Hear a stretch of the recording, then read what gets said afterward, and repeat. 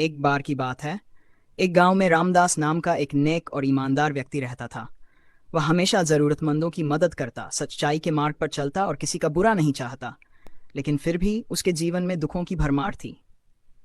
दूसरी ओर उसी गांव में रघुनाथ नाम का एक धूर्त और लालची व्यक्ति था, जो दूसरों को धोखा देकर छल कपट करके धन कमाता था।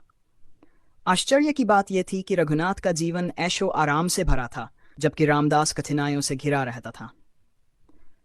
रामदास के मन में यह सवाल बार बार उठता, मैं सारा जीवन अच्छे कर्म करता हूँ, फिर भी मुझे दुख क्यों मिलता है, और रघुनाथ जैसा पापी व्यक्ति सुखी क्यों है।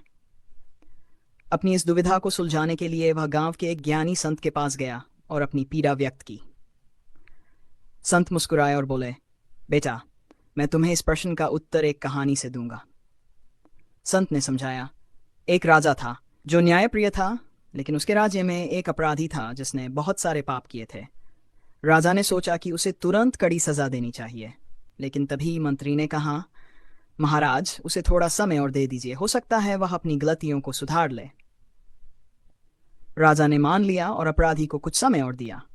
दूसरी ओर एक सैनिक था जिसने हमेशा ईमानदारी से राजधर्म निभाया। एक दिन युद्ध में वह घायल हो गया और उसकी मृत्यु हो गई। लोग सोचने लगे कि जिसने जीवन भर सेवा की उसे मृत्यु मिली, और जो अपराधी था उसे समय मिल गया। लेकिन राजा जानता था कि सैनिक ने अपने कर्मों का फल पा लिया और अपराधी को अपने कर्मों का फल भविष्य में मिलेगा। संत ने आगे कहा, रामदास, यह संसार एक कर्म भूमि है। तुम्हारे पिछले जन्मों के कर्म भी तुम्हारे वर्तमान जीवन को प्रभावित करते हैं। अच्छे लोगों को कभी कभी अपने पिछले जन्म के कर्मों का फल भुगतना पड़ता है, जबकि बुरे लोग अपने अच्छे कर्मों का बचा हुआ फल भोग रहे होते हैं। लेकिन न्याय का चक्र कभी रुकता नहीं। जब समय आएगा तो पापी को भी अपने कर्मों का दंड मिलेगा और सच्चे व्यक्ति को उसका उचित फल मिलेगा। रामदास को अब समझ आ गया कि ईश्वर का न्याय तुरंत नहीं होता, लेकिन अवश्य होता है।